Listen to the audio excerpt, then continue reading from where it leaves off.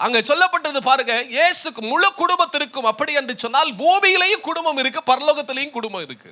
பூமியிலையும் குடும்பம் இருக்கு, பரலோகத்திலையும் குடும்பம் இருக்கு. எல்லா குடும்பத்திற்கும் நாமக்காரர் யாருன்னு கேட்டீங்கன்னா ஆண்டவர் தான்.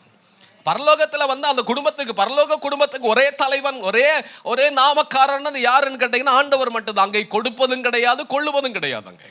அங்க வாங்குறது கிடையாது, விற்கதும் கிடையாது. இங்க இருக்கிற மாதிரி அங்க கிடையாது. அங்க நம்ம தேவதூதர்களை போல இருப்போம்.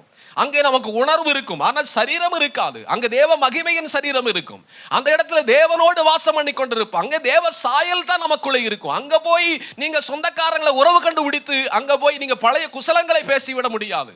ஏனென்று சொன்னால் அங்கே நீங்கள் அந்த இடத்துல வாழும் பொழுது, அந்த இடத்துல ஜீவிக்கும் போது, அந்த இடத்துல என்ன செய்கிறது, அந்த இடத்துல அந்த இடத்துல ஒரு மகிமையின் சரீரத்தோடு கூட தான் நீங்கள் அந்த பேழைக்குள் அந்த இடத்துல இருக்க முடியும்.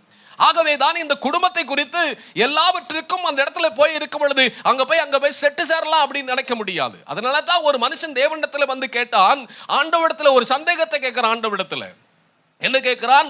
ஒரு பெண்ணை ஆண்டவருக்கு முன்னாடி நிறுத்திட்டு சொல்கிறான், ஆண்டவரே, எனக்கு ஒரு சந்தேகம் இருக்கிறது. இந்த பெண்ணுக்கு ஏற்கனவே விவாகம் முடித்திருக்கிறாள். இவளுடைய கணவன் மரித்து போய்விட்டான். இவள் கணவன் மரித்து போய்விட்டாள். அதற்கு பிறகு அந்த மரித்து போனவனுடைய சகோதரனை அவள் திருமணம் முடித்தாள். அவனும் மரித்து போய்விட்டான். மறுபடியும் அவள் திருமணம் முடித்தாள். அவளும் மரித்து போய்விட்டாள். இப்படி 7 பேரை அவர் திருமணம் முடித்து 7 பேரை திருமணம் முடித்திருக்கிறார். பரலோகத்தில் வரும்போது இவள் யாருக்கு மனைவியாக இருப்பாள் என்ற ஒரு கேள்வியை முன்னாடி வச்சோன்னதான் தேவன் சொல்லுகிறார், அங்கே கொள்ளுவதும் இல்லை, கொடுப்பதும் இல்லை.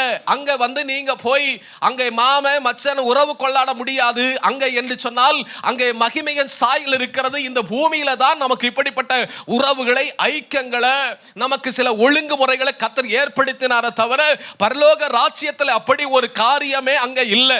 அதனால அங்கே ஒரே நாமக்காரனாய் இருக்கிற தேவனாகிய கர்த்தர் மாத்திரம்தான் அந்த இடத்துல அந்த முழு குடும்பத்திற்கும் தலைவராக இருக்கிறவர். நீங்களும் நானும் தேவனுடைய வீட்டாராக இருக்கிறோம்.